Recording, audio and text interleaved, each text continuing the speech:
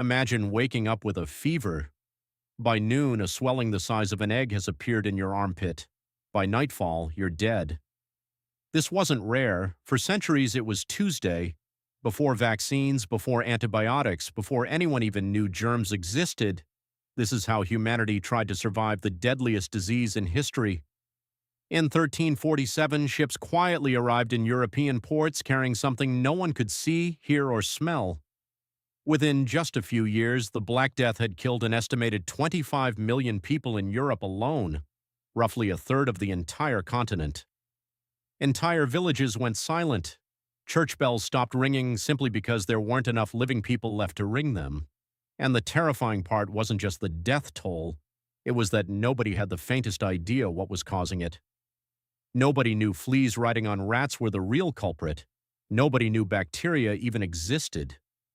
Germ theory wouldn't be discovered for another 500 years, so people did what humans always do when faced with the unexplainable. They built an explanation out of whatever they already believed. Doctors at the time thought disease came from an imbalance of four bodily fluids: blood, phlegm, yellow bile, and black bile. Too much of one, they claimed, and you got sick. Under that theory, the plague wasn't really an infection at all. It was your own body turning against itself. Which meant the cure had to come from inside the patient, not from some invisible enemy outside. If disease was a fluid imbalance, the logic followed: drain the bad fluid out.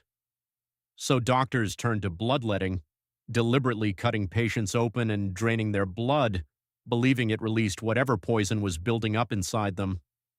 They lanced the buboes, the swollen lymph nodes that gave the disease its name, hoping to physically force the sickness out through the skin. Some doctors even strapped a live, freshly plucked chicken directly onto the swelling, waiting for the bird to somehow draw the plague out of the body. The chicken usually died first. The patient usually followed soon after. For the wealthy, the treatments got even stranger and far more expensive. Ground-up unicorn horn dissolved in water was considered one of the most prized remedies money could buy. When unicorn horn wasn't available, crushed emeralds worked as a costly substitute. Mercury and arsenic were mixed into tonics on the theory that anything powerful enough to burn the body might burn out the disease too. And because clean urine was believed to hold healing properties, some people bathed in it or drank it. None of it worked.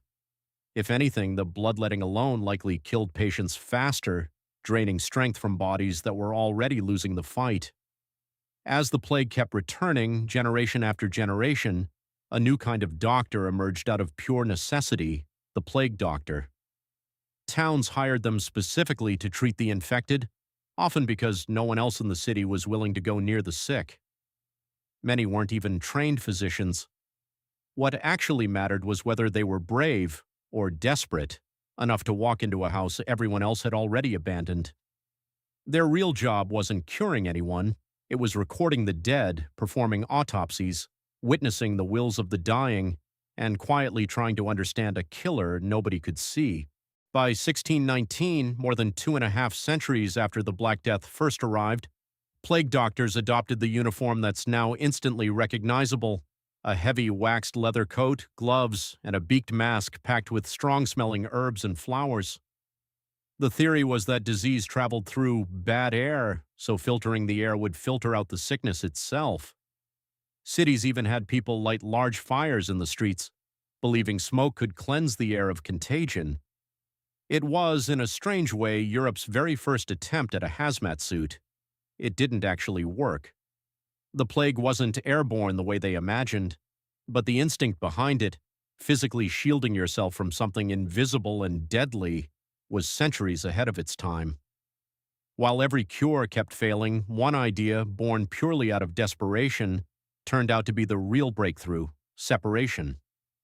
Port cities like Venice began forcing incoming ships to sit offshore for 40 days before a single passenger could step onto land, long enough for any hidden sickness aboard to reveal itself. 40 days, in Italian, 40 giorni. That's where we get the word quarantine. Nobody understood bacteria, nobody understood incubation periods. But they'd stumbled onto one truth that turned out to be completely correct: distance saves lives. It's the exact same principle the world would rediscover almost 700 years later during modern pandemics. The real answer, though, didn't arrive until 1894, more than 5 centuries after the Black Death first swept through Europe. In Hong Kong, during an outbreak that had already killed 100,000 people that year in nearby Canton alone, a young scientist named Alexandre Yersin raced against a rival team to find the cause. Working out of a makeshift straw hut lab near a hospital, he isolated the actual culprit, a rod-shaped bacterium, later named Yersinia pestis, in his honor. For the first time in human history, people weren't fighting an invisible curse, a fluid imbalance, or bad-smelling air. They were fighting an organism, something that could finally be studied, tracked, and stopped. Within just a few decades, that single discovery led to anti-serum treatments, then sulfa drugs, then modern antibiotics. Today, a disease that once erased a third of Europe's population is something a hospital can cure with a routine course of pills if it's caught early enough. The last major urban outbreak in the United States happened in Los Angeles in 1924. It hasn't returned to a major city since. It took over 500 years to go from the wrath of God to a bacterium we can name and kill. Every time you take a fever seriously enough to see a doctor instead of a priest, you're living proof of that 500-year journey. The plague didn't disappear because people got braver. It faded because eventually someone got curious enough to ask what they were actually fighting instead of just guessing. That single shift from fear to curiosity is still the reason we survive almost everything else today.